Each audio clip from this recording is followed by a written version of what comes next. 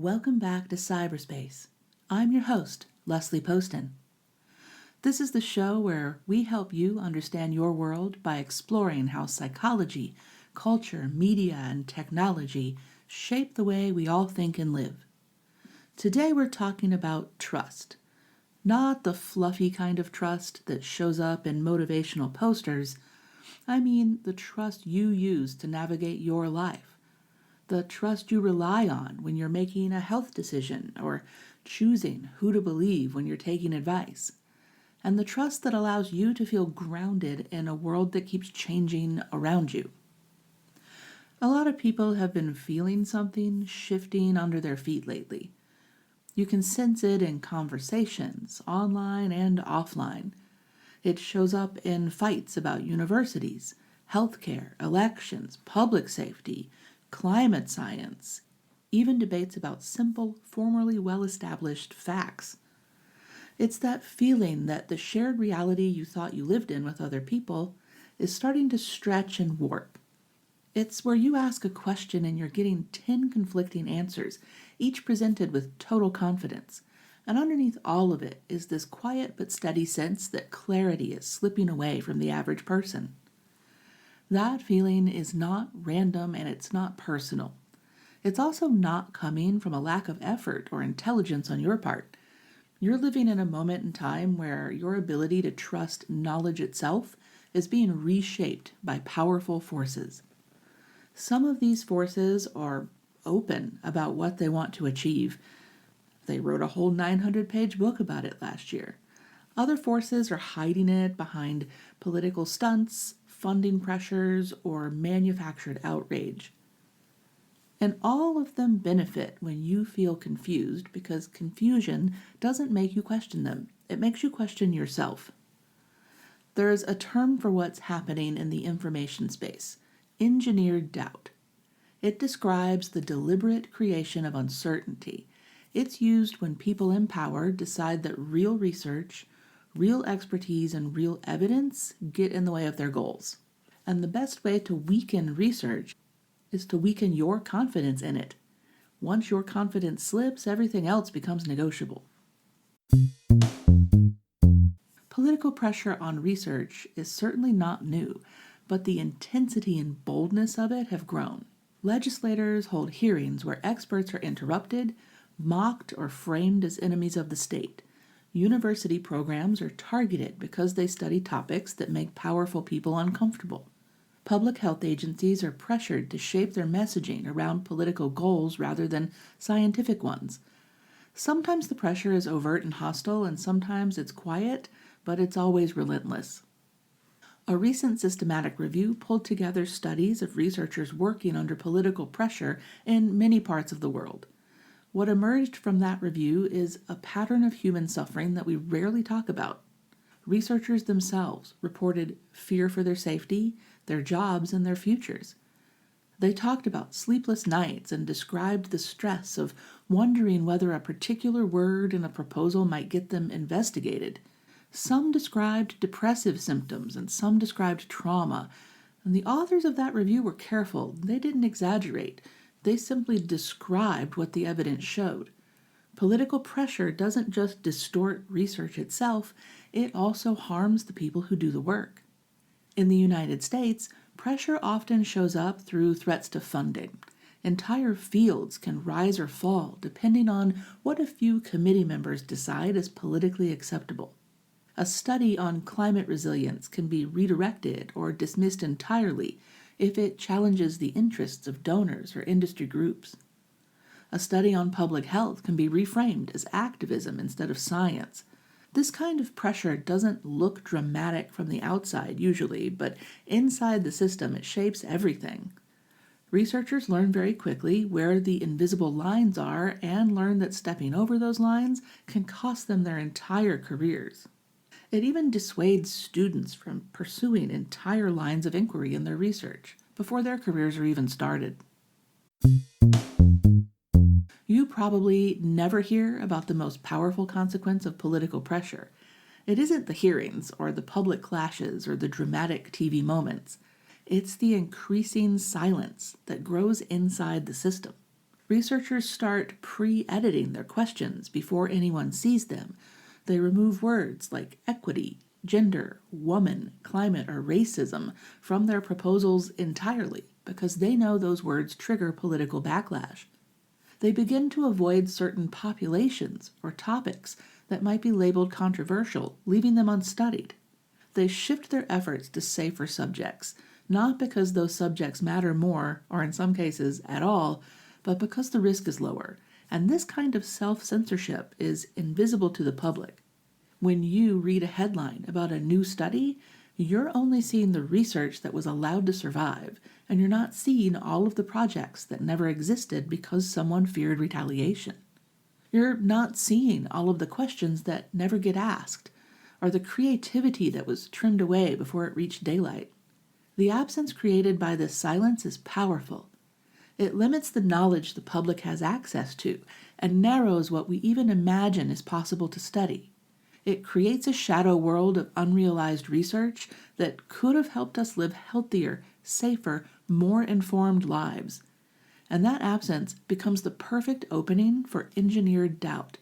Because when the public only sees a partial picture, it becomes easier for political actors to claim that the entire system is biased or corrupt.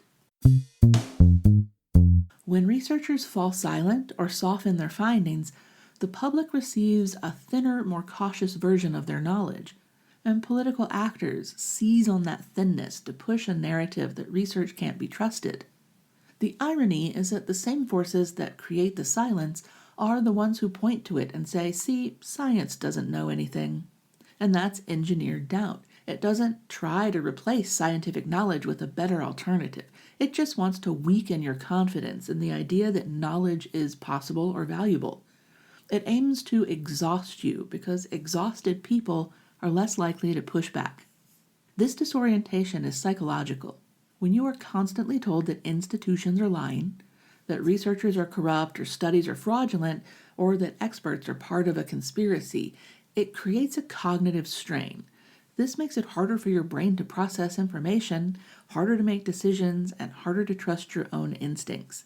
Some people respond by shutting down and just deciding that everyone is lying. You hear them on the internet saying things like, oh, we're cooked now, fam. Others respond by trying to verify everything themselves. They read every headline, chase every source, and try to become their own expert in every field. These are the people that I hope listen to this podcast so that I can take some of the burden of research off their shoulders. Both responses are emotionally draining.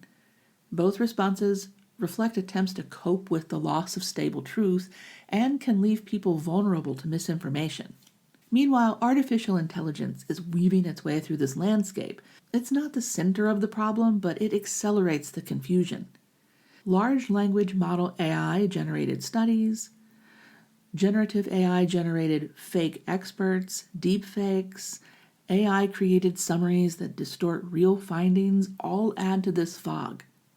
You don't need a dedicated AI segment for this show because it's simply another instrument used to amplify engineered doubt in this case. Not the cause necessarily, but certainly the accelerant. Living in a climate of engineered doubt has real health consequences as well. Our stress rises when the world feels unpredictable.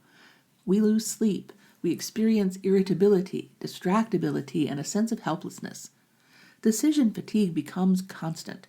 Something as simple as choosing whether to get a vaccine or pick a new doctor or whether to trust a news story has become a heavy cognitive task. Our nervous systems can only stay in high alert for so long before they begin to ache. Psychologists are seeing more people describe a sense of drift, that sense that nothing feels reliable for long or that the floor keeps tilting. This reporting isn't melodrama. People who self-report this sense of drift aren't being melodramatic. It's a normal response to having your certainty attacked instead of strengthened on a daily basis. People also begin to pull away from communities that once helped them make sense of things. When trust breaks, people become less willing to share their worries with others, fearing judgment or fearing misinformation.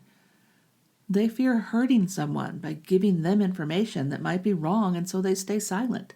And this silence deepens their isolation, And isolation is one of the strongest predictors of mental distress. Researchers feel just as disoriented as the public, but with an added layer. Their work is the target. Their identities are tied to the pursuit of knowledge. When that pursuit becomes risky, they feel the loss in a personal way. Some researchers have described the anxiety of waiting for a hostile email or a threatening message, while others describe being misquoted online or having their findings twisted. Some experience organized harassment campaigns from political groups or other groups. Many fear that their work will be taken out of context and used to harm the very communities that they study.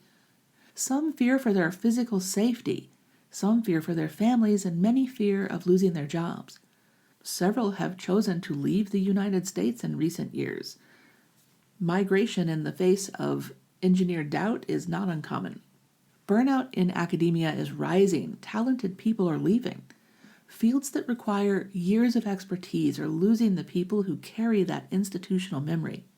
When a senior researcher walks away, we're losing more than a person. We're losing their lineage of knowledge, losing mentors who could have trained the next generation. We lose stability inside a system that is already destabilized. And this erosion also affects the public. When fewer experts remain, misinformation fills the vacuum. When fields shrink, bad actors have more room to claim authority, and engineered doubt thrives in that vacuum. Engineered doubt doesn't just affect individuals, it's reshaping the collective mind. It's changing how people vote, how they understand risk, how they view institutions, or how they process conflict. When trust breaks, people often look for someone who promises clarity.